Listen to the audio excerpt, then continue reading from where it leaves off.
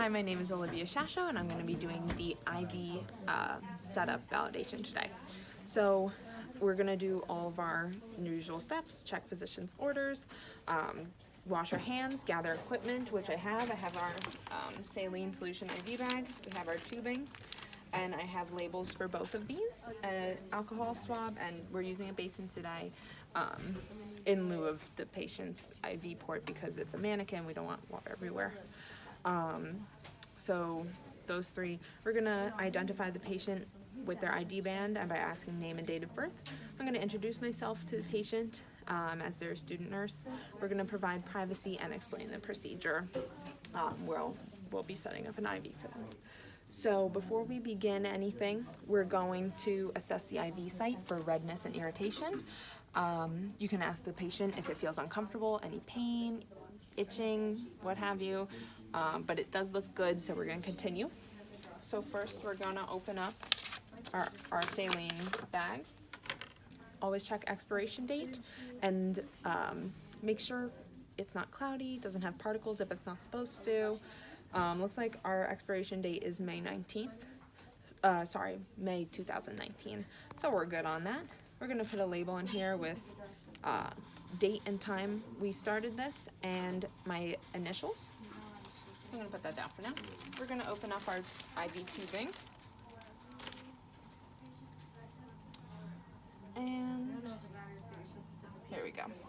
So for the IV tubing, always make sure it's clamped before you spike the bag. So I've clamped it here for good measure. You're gonna put on a label for this as well, date, time, and initials. So we're gonna move on to opening the IV bag and spiking it. So I'm gonna remove this, and I'm going to remove the cap on the spike. It's really important not to touch this part. It is sterile, so you want to do this without touching the actual spike and being careful not to spike it through the IV bag as well. Okay, so now that this is clamped, this is in, we can flip it over and hang it. Okay, so next, after that, I'm going to fill up the drip chamber, like about halfway or so. Maybe a little more than halfway if you want. So we've got it halfway. And now we're going to prime the tube. So I'm going to undo this clamp because I have this one clamped as well.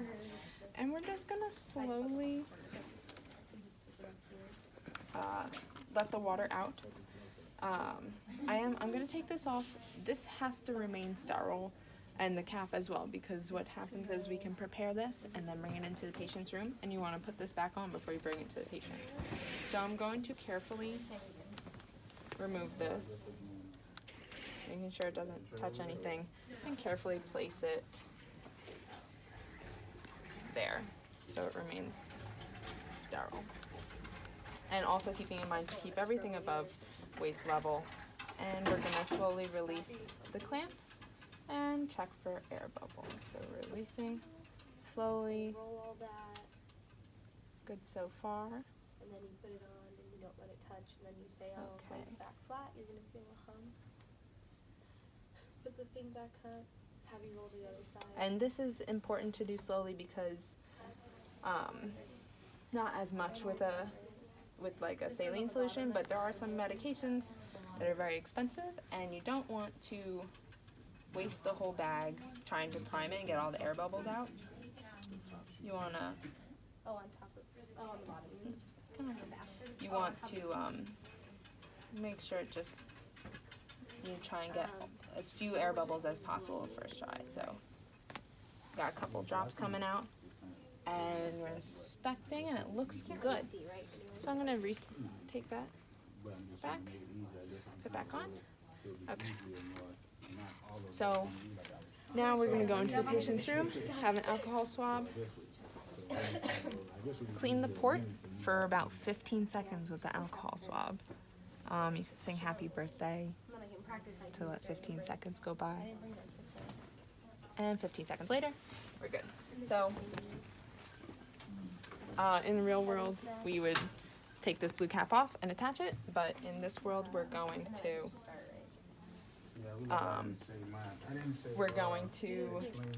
let it drip into the basin while we check for I'm not even gonna say any of that. I'm just gonna drops.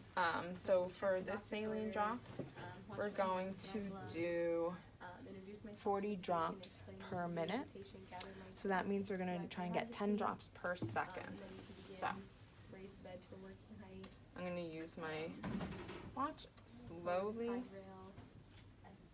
Ask the patient to roll over, right? I don't know. Maybe also the not just I remember if not, there will be have you roll over, pick everything up, roll it, put everything on, then have you lay flat, put the rail up. I don't have to lower the bed, right? No, you just have to lower it. And then after you roll back, so everything down, make sure it's flat, like the sheets and stuff. And then I do the pillowcase, then I do the draw sheet. I would do the pillowcase last, so draw sheet, pillowcase, whatever's in this order over here. And then lower the bed all the way down, make sure you have the call bell, make sure you have any belongings close by, wash your hands, that's it, right? Okay. Rings with them? Or, you might not, I can put it on mine.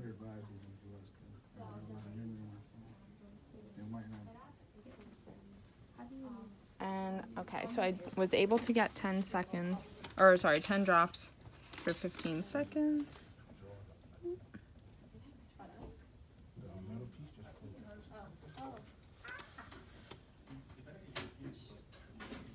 Okay. And so now,